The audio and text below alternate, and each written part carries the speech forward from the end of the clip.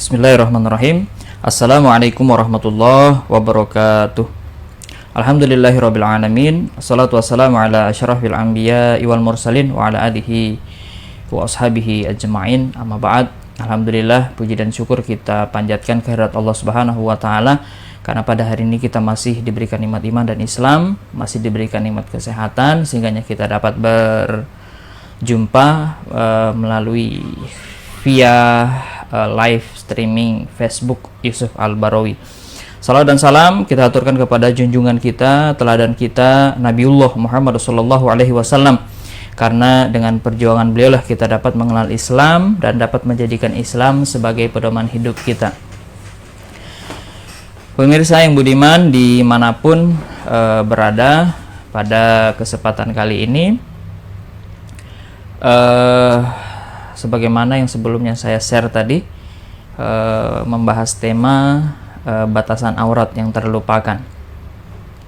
Nanti insya Allah kurang lebih setengah jam ke depan, ya, barangkali 30 atau 40 menit ke depan kita akan berbicara seputar masalah aurat baik pria maupun wanita.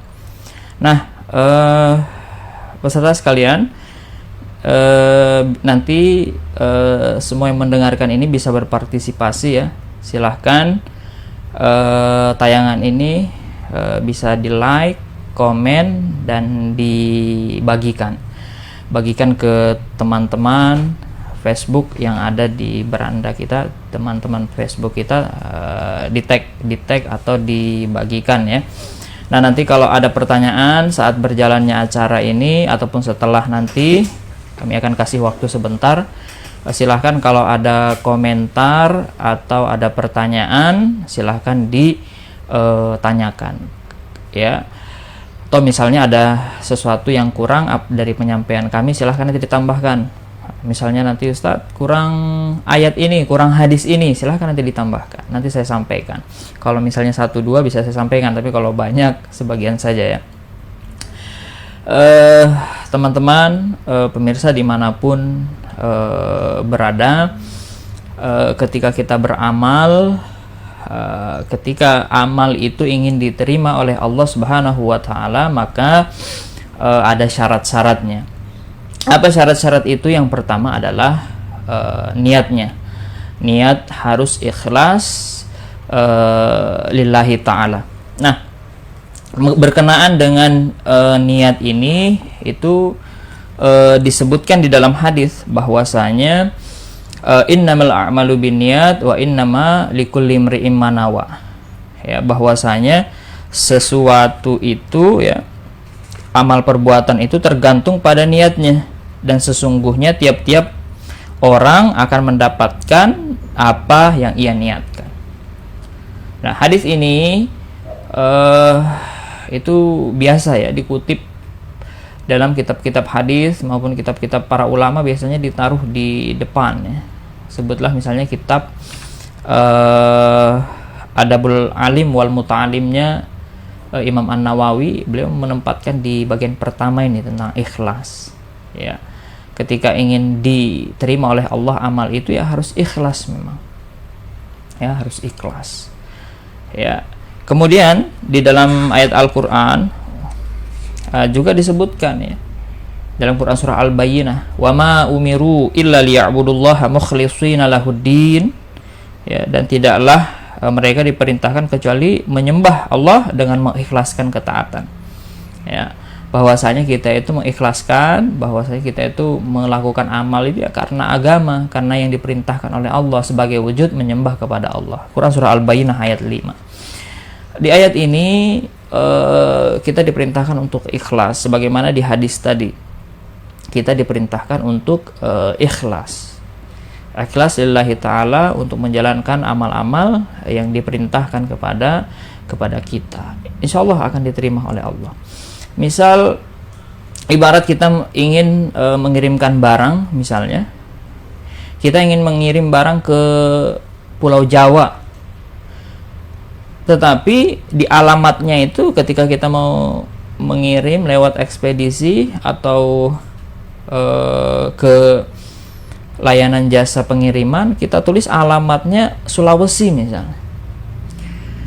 Maka barang ini bukannya sampai ke Jawa, tapi sampainya ke Sulawesi, bukan sampai ke Jawa. Sama juga amal seperti itu juga. Kita ingin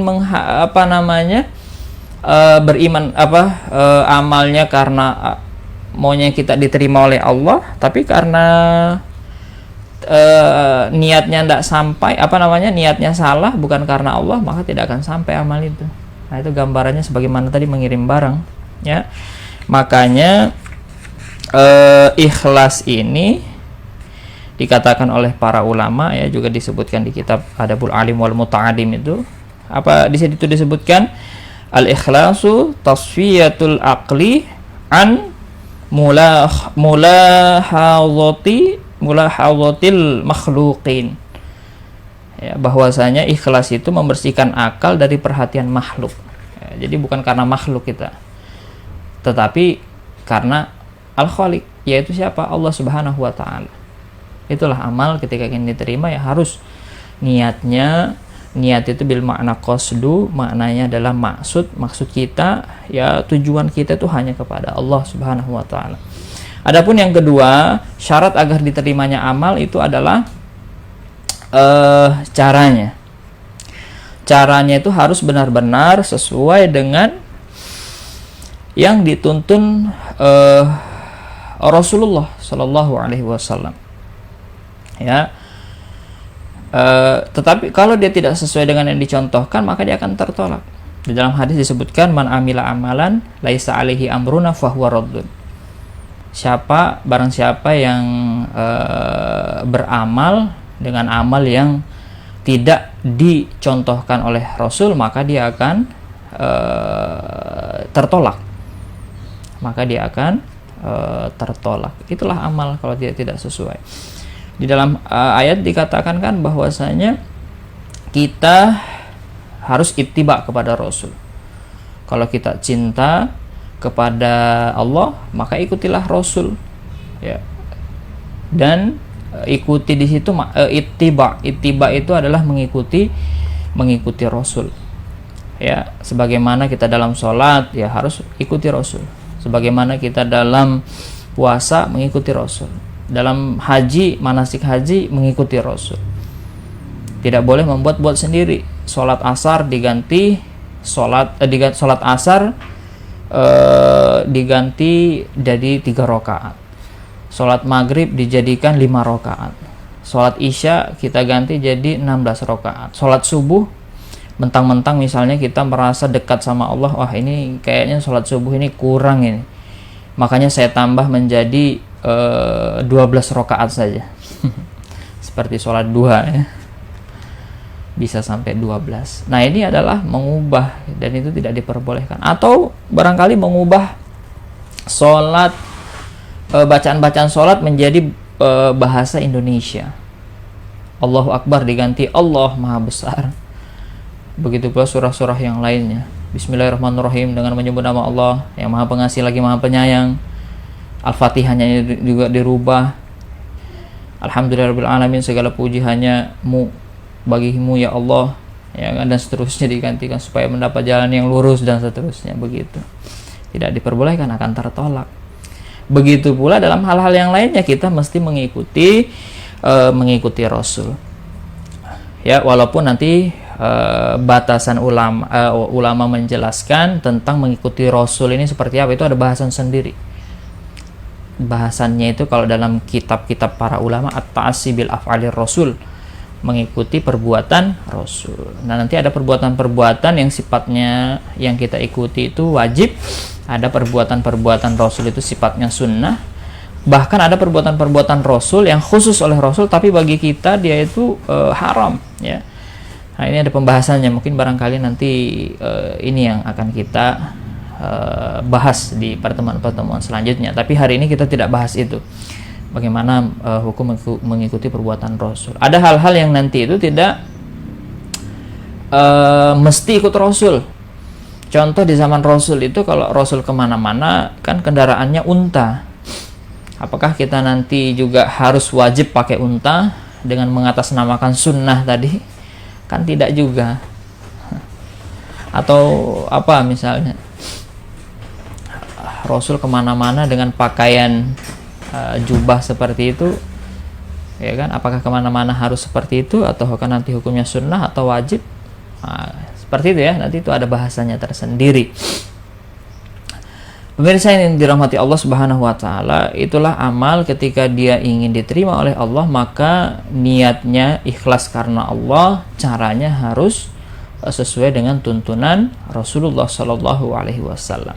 Nah, pertanyaannya kemudian, kalau kita di dalam pergaulan seperti apa? Ya, mengikuti tuntunan-tuntunan Rasul ini atau mengikuti hal-hal yang telah diungkapkan Rasul di dalam sunnahnya, di dalam hadisnya, seperti apa? Nah, dalam rangka inilah nanti kita akan sedikit mengupas, membahas masalah ini ya. Mengapa tema ini kami bahas ya? Batasan aurat yang terlupakan. Kami ya pribadi, saya pribadi itu sering sekali melihat ya, banyak sekali orang-orang yang melupakan batasan aurat ini ya. Kalau kita pergi di jalan, nah itu banyak yang keliling, kalau dilihat mungkin kalau ditanya, wah ini orang Islam ya kan. Kalau orang Islam kan wajib menutup aurat, tapi faktanya banyak yang tidak menutup aurat. Walaupun akhir-akhir ini ya, beberapa tahun terakhir kita lihat luar biasa sekali ya. Banyak akhwat-akhwat, perempuan-perempuan yang sudah mulai sadar. Banyak yang ketika sekolah merasa harus, nih saya harus pakai kerudung nih, mau pergi ke acara-acara, wah harus berkerudung. Nah, ini suatu kemajuan. Di mana-mana kita lihat banyak komunitas-komunitas hijab, komunitas-komunitas yang dia itu namanya itu hijabers ya, seperti itu. Begitu pula laki-laki juga kadang melupakan aurat ini ya, dalam hal-hal tertentu. Saya beberapa kali itu lihat, pernah suatu ketika ya, saya pernah ikut pengajian diisi oleh salah satu ustadz dari Jakarta. Pada saat mengisi pengajian itu luar biasa sekali semangat ya, harus menjalankan Islam secara menyeluruh dan seterusnya. Pas saya keluar, saya ingat betul itu ada orang ketika keluar dari masjid, sarungnya dia, karena dia mau naik motor, sarungnya dia tarik setinggi-tingginya sampai kelihatan pahanya. Ya, padahal tadi baru habis pengajian. Ini contoh saja ya. Nah, mungkin barangkali saya husnuzonnya dia terlupa ya, padahal dia sebenarnya tahu, cuma karena lupa saja. Nah, teman-teman yang dirahmati Allah yang menyaksikan acara ini, nah sebenarnya bagaimana sih bahasan ulama tentang aurat ini? Nah, makanya yang kita akan bahas ya. Ini di depan saya itu ada kitab ya, yang juga pertemuan sebelumnya itu saya bahas ya, yang judulnya Hukum Islam Seputar Busana dan Penampilan Wanita, yang ditulis oleh Al-Ustaz Syamsuddin Ramadan An-Nawi. Nah, ini bukunya ini luar biasa, membahas tentang busana, tentang aurat dan seterusnya. Sangat lengkap sekali buku ini. Beliau karena backgroundnya seorang yang lulusan pesantren, barangkali anak kiai juga ya. Di beberapa kali saya lihat beliau ini dipanggil Gus. Biasanya kalau di pesantren Gus itu anaknya kiai ya. Beliau mengutip banyak sekali kitab-kitab para ulama di sini, baik dari Imam Syafi'i, Maliki, ya, Hambali, Hanafi. Beliau kutip di sini kitab-kitab ulama-ulama Syafi'iyah, ulama-ulama Malikiyah, ulama-ulama Hanabilah dan ulama Hanafiyah. Nah, beliau kutip di sini. Ya, nah yang pertama kita akan bahas sedikit tentang definisi aurat. Apa sih aurat itu? Nah, aurat ini sederhananya adalah bagian-bagian tubuh yang tidak boleh terlihat, ya, terutama ketika kita keluar rumah, atau misalnya kita bersama dengan orang-orang yang bukan mahram misalnya. Nah, itu juga itu adalah bagian daripada aurat. Tapi bukan hanya yang bukan mahram ya, laki-laki dengan laki-laki itu juga batasan auratnya ada. Perempuan dengan perempuan juga batasan auratnya ada. Ya, laki-laki dengan perempuan apalagi ada batasan. Bahkan suatu ketika Rasul itu pernah ada seorang buta bertemu ya. Pada saat itu juga ada istri Rasul. Kemudian kata istri Rasul bertanya, apakah kita juga harus menutup sementara dia buta? Rasul tidak langsung menjawab, tapi dengan menanya balik kepada istri Rasul. Kata beliau, apakah kamu tidak melihatnya?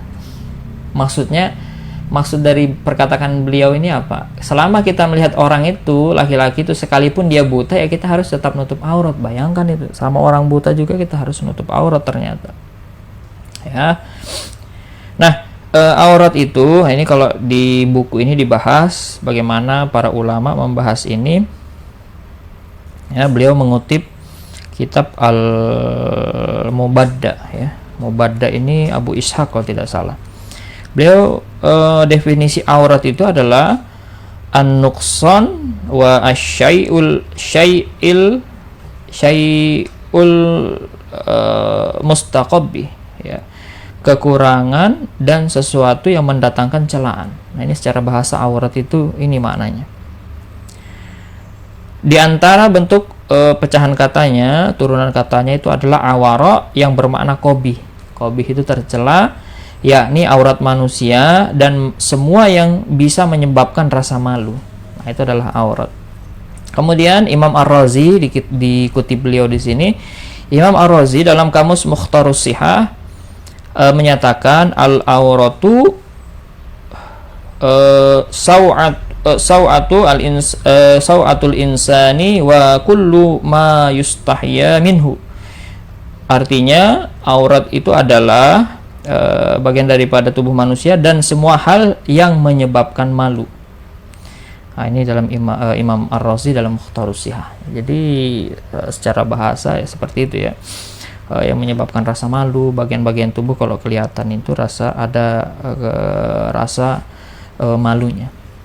Seperti itu. Kemudian tadi yang pertama definisi aurat, kemudian yang kedua adalah apa batasan aurat. Nah, ternyata batasan aurat ini ulama itu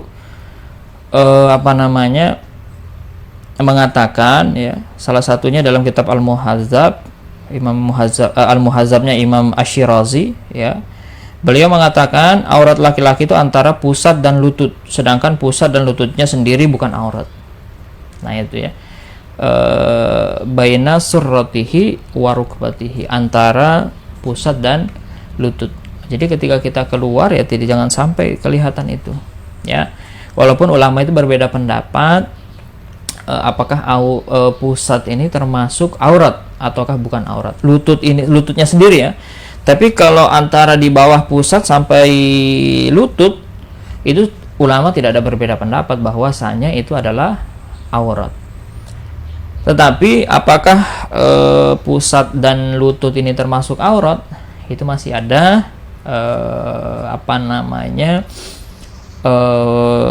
perbedaan di kalangan para ulama, yang dimana di kitab ini yang ditarjih, yang dikuatkan menurut pendapat beliau di sini adalah yang mengatakan bahwa baina surrah warukbah saja, sedangkan pusat dan lutut sendiri itu bukan aurat.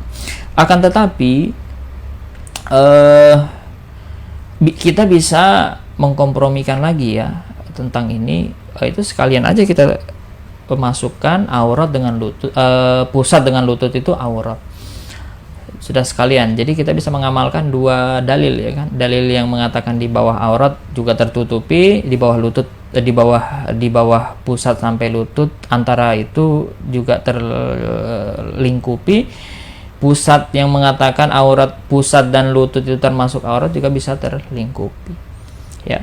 Sekali lagi ini minimal ya, batasan minimal. Makanya ketika keluar seperti ini ya saya pun memakai pakaian yang lengkap seperti ini, pakai baju kemudian pakai celana yang lengkap, ya kan? Nggak etis rasanya kalau kita itu cuma menutup aurat minimal, ya, yang dijelaskan para ulama itu juga itu adalah batasan aurat minimal. Bahkan Rasulullah pun, ya, beliau menutup semuanya ketika keluar rumah. Beliau menutup semuanya, tidak menutup batasan minimal itu tadi. Ini batasan minimal aurat.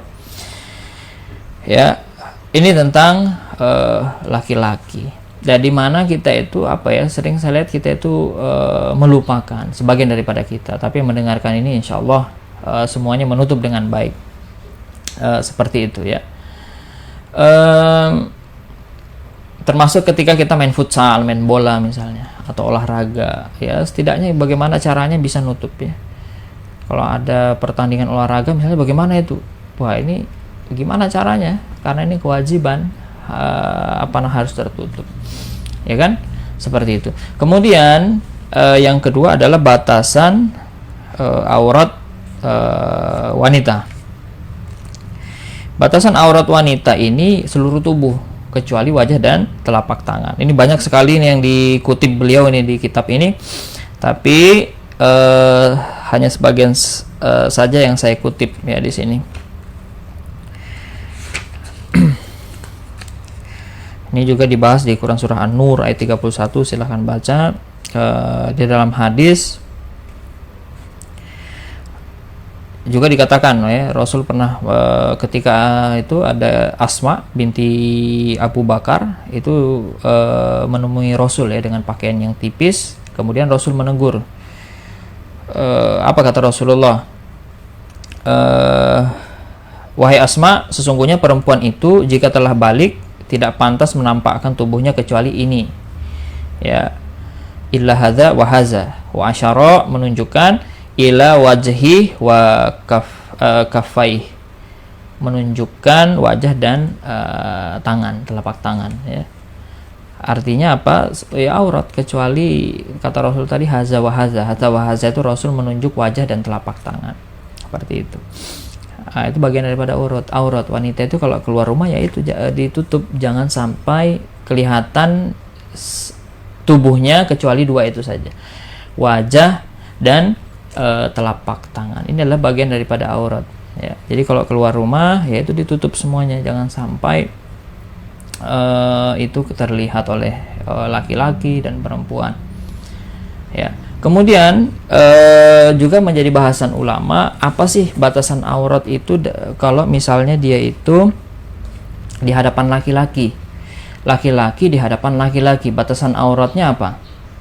Ya, kan sering kita mengatakan, wah, kita ini kan laki-laki sama laki-laki, ngapa sih harus tutup, kan kita sama-sama, ya kan?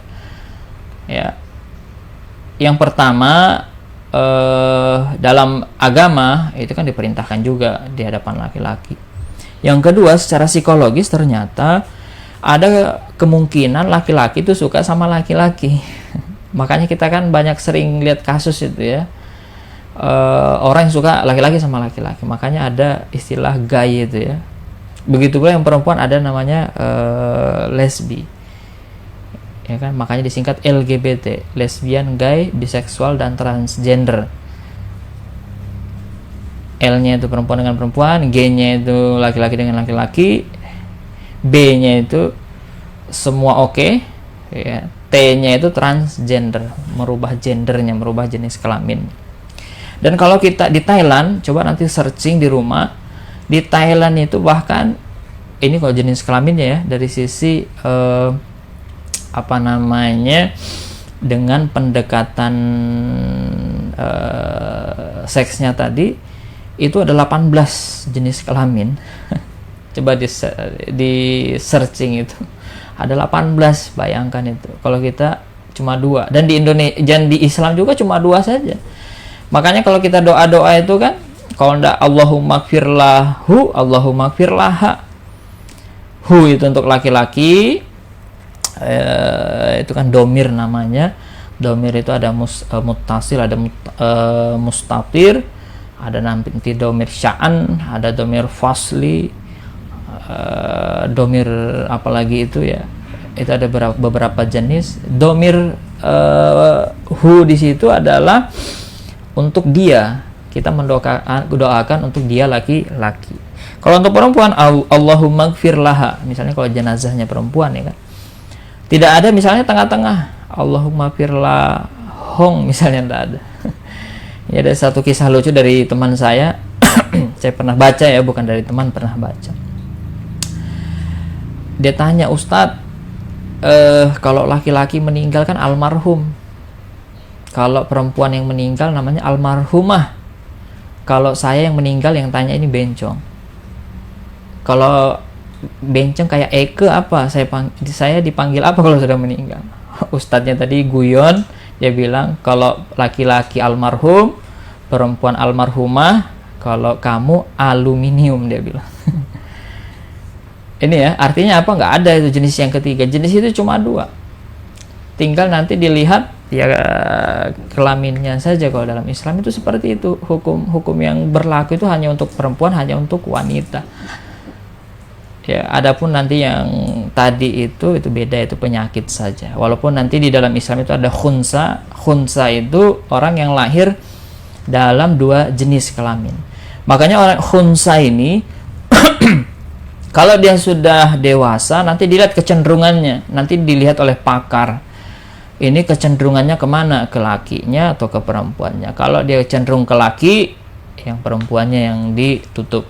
Kalau dia cenderungnya ke perempuan, berarti yang laki-lakinya yang dihilangkan. Ini kalau dia khunsa.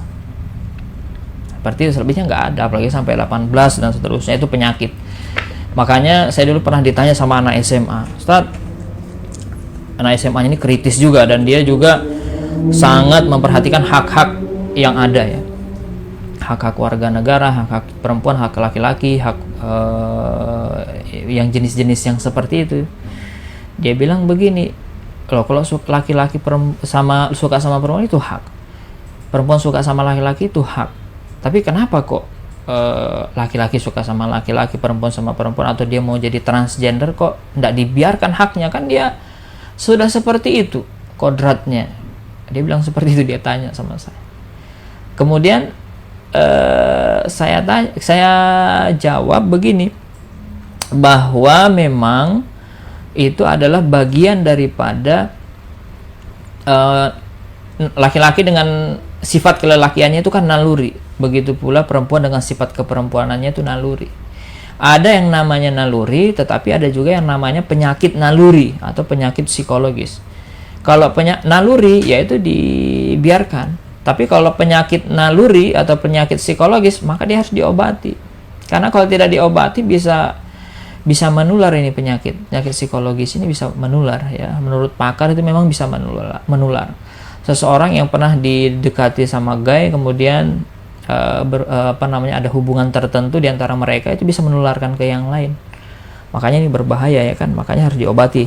Dalam Islam juga ada hukumannya itu ya kan? Di dalam Islam itu kan kalau sesuatu yang sunnatullah ya dibiarkan, tetapi sesuatu yang melanggar sunnatullah itu pasti akan ada hukuman dari Allah. Nah ini ya, mengenai jenis itu cuma dua dalam Islam ya. Gak boleh misalnya dia banci kok, enggak apa-apa lah, saya dekat-dekat sama dia, saya perempuan, dia banci, ya harus dekat, jangan. Beda juga itu ya kan. Makanya dalam hadis dikatakan la yakhluwanna ahadukum bi imra'atin fa inna syaitana tsalitsahuma. Jika janganlah kamu berdua-duaan dengan wanita yang bukan mahrammu, karena ketiganya adalah setan. Ya, laki-lakinya ya tergantung, laki-lakinya sekalipun sikapnya seperti itu ya, ke banci-bancian, ya tetap kita terkena hadis ini, nggak boleh berdua-duaan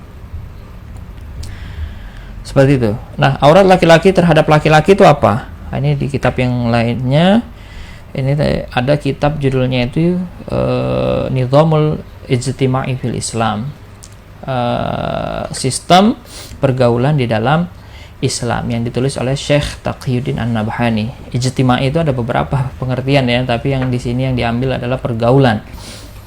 Ditulis oleh Syekh Taqiyuddin An-Nabhani, dan ada syarah dari kitab ini yang ditulis oleh Al-Ustaz Abu Fuad.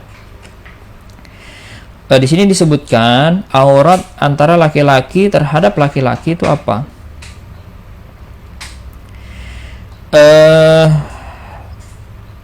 yang dirajihkan bahwa aurat laki-laki terhadap laki-laki lain itu adalah yaitu sesuai dengan pendapat jumhur ulama yang menyatakan bahwa aurat seorang laki-laki terhadap laki-laki adalah anggota badan yang ada di antara baina tadi pusar dan lutut. Nah, di antara pusar dan lutut itu adalah aurat laki-laki di hadapan laki-laki. Jadi nggak boleh saling lihat-lihatannya.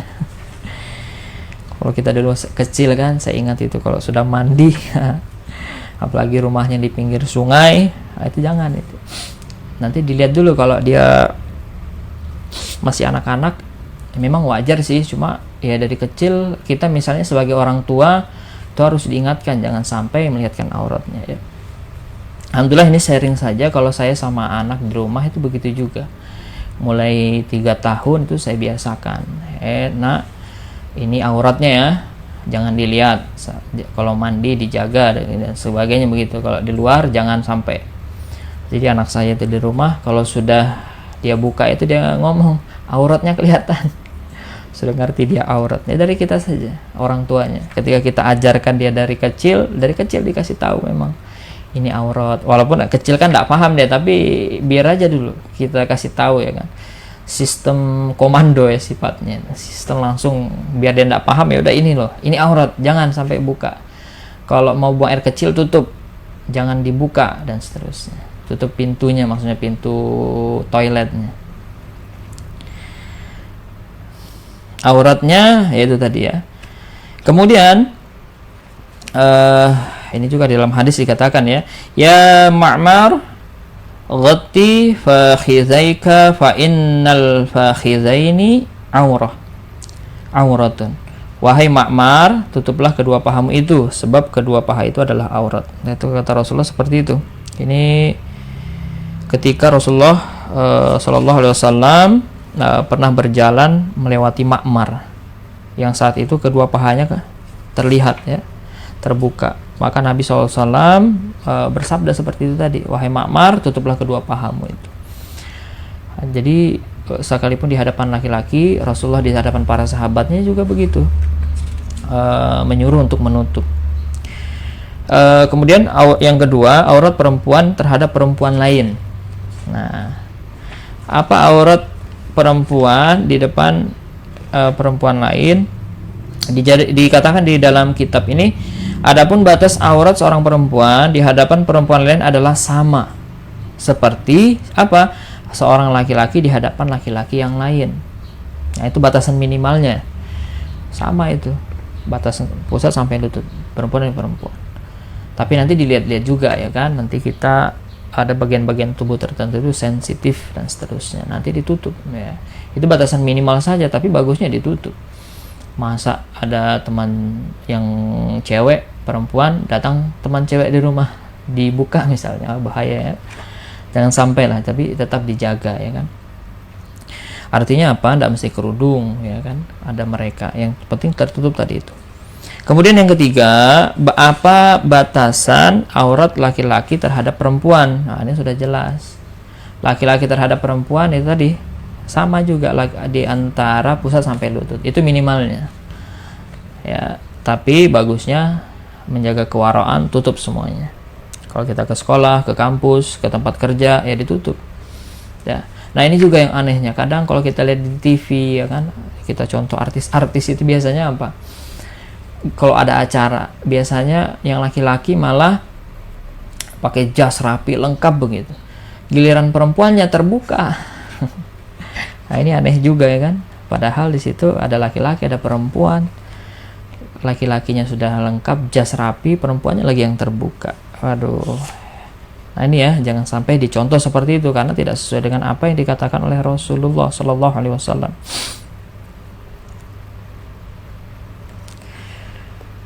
Nah, ini dalam hadis riwayat Tirmizi, aku berada di dekat Rasulullah Sallallahu Alaihi Wasallam, sementara di dekat beliau ada Maimunah. Tiba-tiba datang Ibnu Ummi Maktum menghadap kepada beliau. Peristiwa ini terjadi setelah kami diperintahkan hijab. Lalu Nabi Shallallahu Alaihi Wasallam bersabda, berhijablah kalian berdua darinya. Maka kami mengatakan kepada beliau, wahai Rasulullah Shallallahu Alaihi Wasallam, bukankah dia seorang yang buta? Nah, ini tadi yang saya ceritakan di awal tadi. Yang tidak mungkin dapat melihat kami dan mengenal kami. Lalu Nabi Shallallahu Alaihi Wasallam bersabda, apakah kalian berdua buta? Mereka tidak. Bukankah kalian dapat melihatnya? Nah, hadis riwayat Tirmizi. Artinya apa? Tetap disuruh nutup sekalipun dia buta tadi, si laki-laki ini. Perempuan wajib menutup auratnya.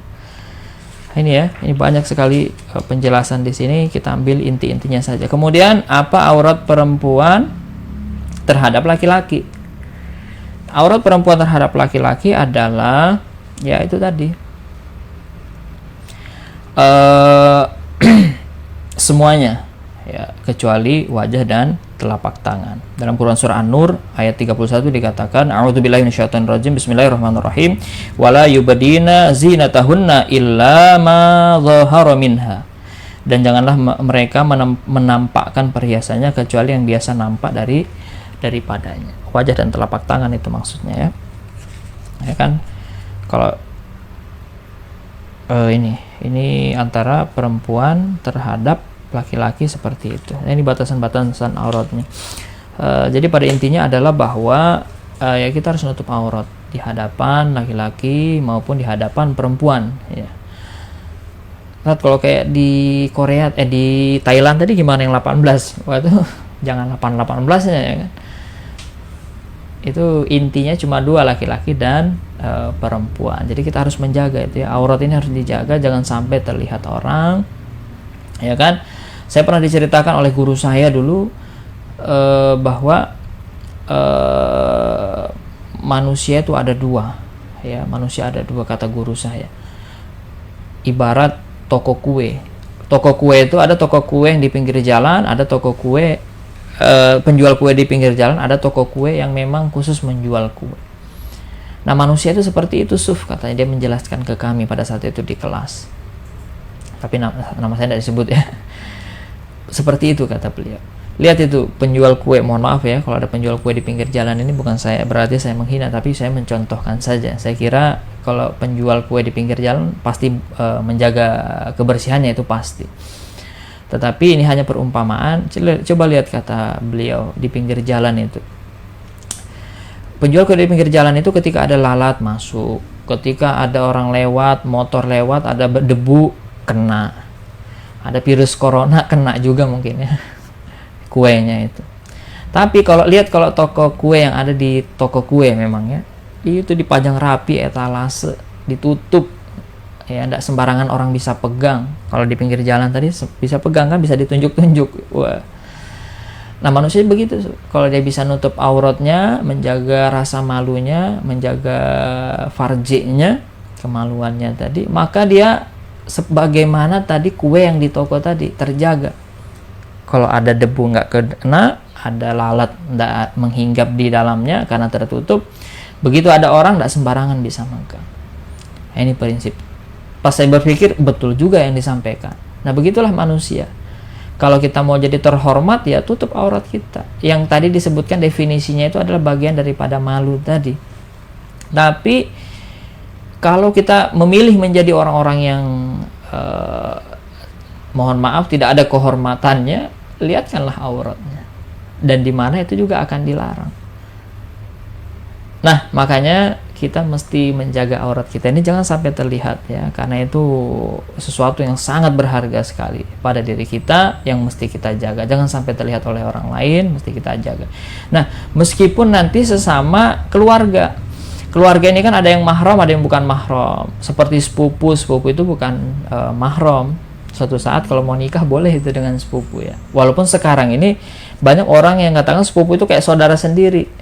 Tapi dalam agama dia bukan mahram. Kita nggak boleh, sama tadi hukumnya aurat antara laki-laki dengan perempuan dengan laki-laki itu sama dengan orang lain ya. Nah, bagaimana kalau dia mahram, keluarga sendiri, adik, kakak, ibu, ayah, bagaimana aurat kita ya sama tadi dengan laki-laki di hadapan laki-laki, perempuan di hadapan perempuan. Plus kita mesti menjaga. Jangan sampai ketika mohon maaf habis selesai mandi keluar begitu saja nggak pakai penutup, nah itu bahaya sekali. Tutup ya. Nah, Ini juga, itu kan batasan minimal tadi yang disebutkan. Beda nanti ada penelitian-penelitian tertentu dengan hal-hal yang sifatnya psikologis. Itu beda lagi nanti ya, untuk menjaga diri itu bisa juga. Ada bagian-bagian tertentu, ada dosen saya dulu, dia ngerti psikologi, beliau mengatakan ada tempat-tempat itu yang sangat, kalau laki-laki lihat itu berbahaya ya. Salah satunya bagian belakang situ, pundaknya, di bawah leher, kemudian bagian apa lagi tuh, lekuk-lekuk tubuh wanita. Itu bahaya, makanya kita tutup itu, sekalipun dengan keluarga sendiri. Kan banyak kasus itu, kejadian keluarga dengan keluarga terjadi yang seperti itu, nauzubillah min zalik ya kan. Sering sekali itu kita dengar berita yang seperti itu, jangan sampai ke kita, dan kita juga mesti menjaga. Nah, secara psikologis juga kan, kalau kita lihat kok kayak ndak adil ya Islam, laki-laki kok sedikit yang ditutup, perempuan banyak betul yang ditutup ya kan. Kita harus kesetaraan gender, ndak boleh. Harus sama-sama. Kalau laki-laki boleh kelihatan, masa perempuan ndak boleh kelihatan? Ya kalau seperti itu ya bahaya. Makanya tingkat kriminalitas kekerasan pada perempuan ya kan, itu banyak terjadi. Kenapa? Karena tidak mengikuti aturan-aturan dalam Islam ya, seperti itu. Nah, kalau laki-laki secara psikologis ini ya, dia menampakkan bagian tubuh yang bukan aurat ya, tapi agak sedikit terbuka, itu beda secara psikologis dengan kalau perempuan kelihatan sedikit aja. Itu beda itu.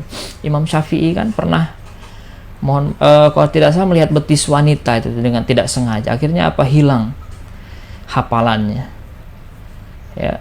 Kalau kita bukan lihat betis wanita lagi udah apalagi kalau ikut ke Korea-Koreaan ya, pakai celana gemes yang cewek-ceweknya, itu sudah banyak sekali yang kelihatan. Itu kalau 30 juz mungkin hilang 10 juz itu. Apalagi yang ada hafalannya sampai minus itu. Nauzubillah min zalik. Ini sekedar guyon saja, tapi gambaran bahwasanya melihat itu secara psikologis ada getaran-getaran tertentu yang membuat kita naluri syahwatnya itu bangkit. Ya, makanya dalam Al-Qur'an dikatakan kullil mu'minina yaghuddu min absarihim wa yahfadhu furujahum. Katakanlah kepada laki-laki mukmin untuk menjaga min absar, sebagian daripada pandangannya, pandangan-pandangan yang sifatnya aurat ya, itu harus dijaga. Walaupun di situ dikatakan sebagian ya, min. Dalam bahasa Arab, dalam usul fikih juga dibahas, kalau ada kata min itu dia faedahnya dua, bisa jadi tab'id. Ada beberapa faedah ya yang kita kemukakan di sini, tab'id dan bayan. Bisa tab'id, bisa bayan dia. Kalau tab'id itu dia menjelaskan sebagaimana hadis ini tadi, min absar. Kalau dia bayan seperti di Al-Bayyinah. Di Al-Bayyinah itu dikatakan bahwa innalladzina kafaru min ahlil kitab wal musyrik. Kafir itu ada min ahlil kitab wal musyrik. Itu bukan tab'id, tapi di situ adalah bayan, menjelaskan bahwa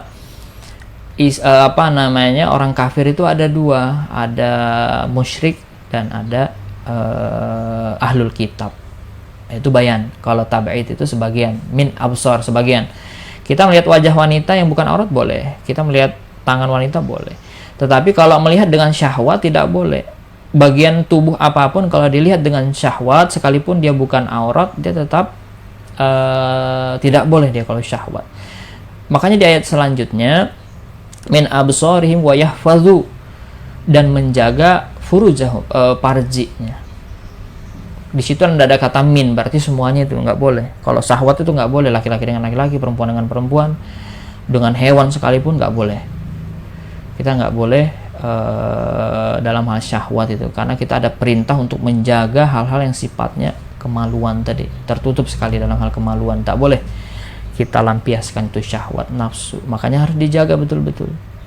Banyaknya kasus-kasus pemerkosaan, pelecehan terhadap wanita karena dia tidak bisa menahan itu tadi, tidak bisa menjaga farjinya tadi. Nah, makanya kita harus menjaga ini tadi.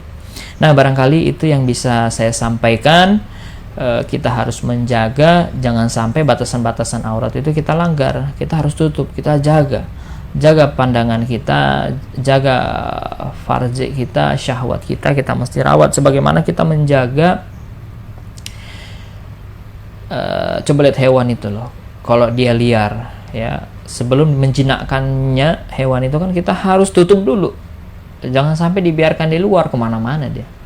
Begitu pula dengan syahwat kita, syahwat untuk melihat, syahwat untuk mendengar, syahwat untuk melakukan hal-hal yang tidak baik itu kita harus tutup, kita harus jaga sebagaimana tadi hewan liar dijaga, dikandangin dulu. Wallahu a'lam bishawab. Nah, ini selesai pembahasan kita ya, mudah-mudahan ada manfaatnya, mudah-mudahan bisa dipahami dengan baik. Kalau bisa, kalau ada pertanyaan mengenai hal ini silahkan nanti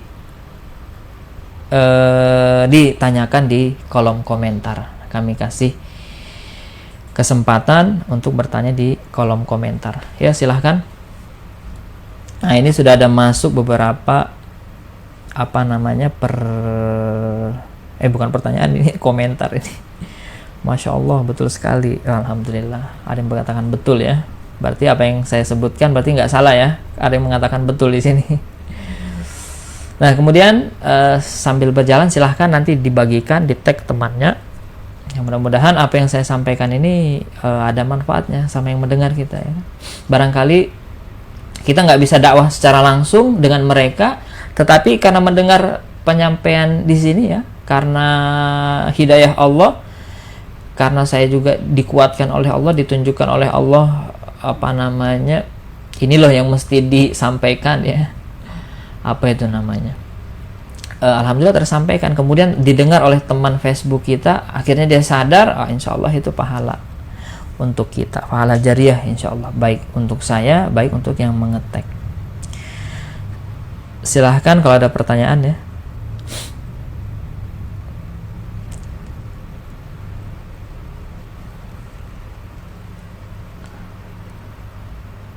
Kami tunggu pertanyaannya.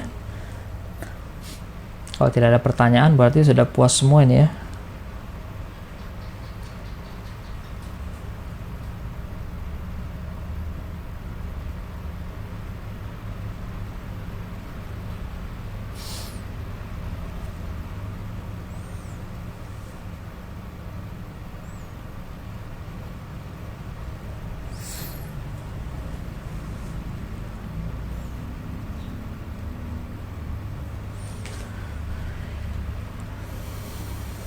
Ada?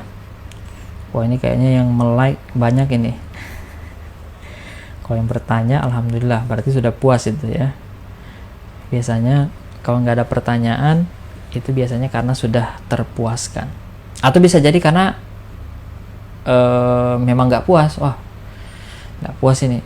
Akhirnya cari kepuasan di luar. Maksudnya belajar di lain gitu kan.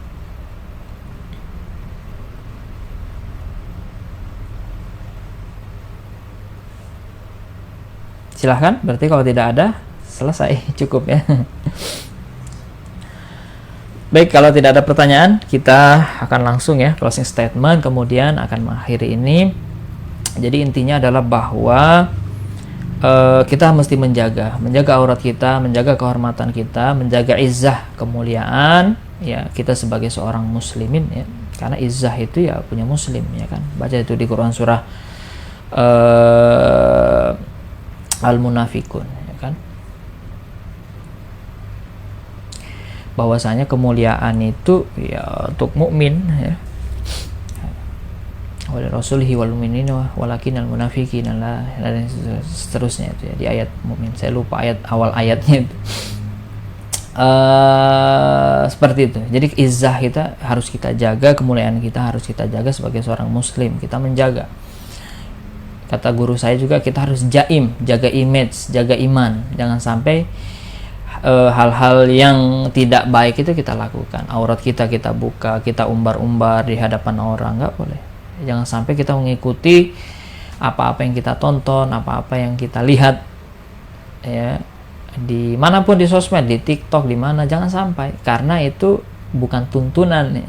Itu cuma tontonan yang sekiranya nanti bisa jadi kalau kita nggak ada filternya, itu bisa jadi mengajak kita ke hal yang maksiat. Nah, itu jangan sampai terpengaruh kepada kita. Ya, kita melihat nabi-nabi terdahulu itu banyak kaumnya itu yang langsung diberikan balasan azab oleh Allah karena apa? Karena perbuatan-perbuatan mereka. Zaman Nabi Lut terkenal dengan kaum Sodom. Makanya ada istilah sodomi dari kaum Sodom itu. Ya, kemudian banyak sekali ada yang menyembah bukan Allah, ya kan? Ada yang mengaku Tuhan di zamannya Nabi Musa. Ya kan, Firaun itu mengaku Tuhan itu. Dia menganggap dirinya Tuhan yang ketika dia di piramid itu dia di atasnya, dia melihat semua apa yang di bawah piramid itu, dia bangga bahwa dia itu adalah penguasa mereka, Tuhan mereka. Akhirnya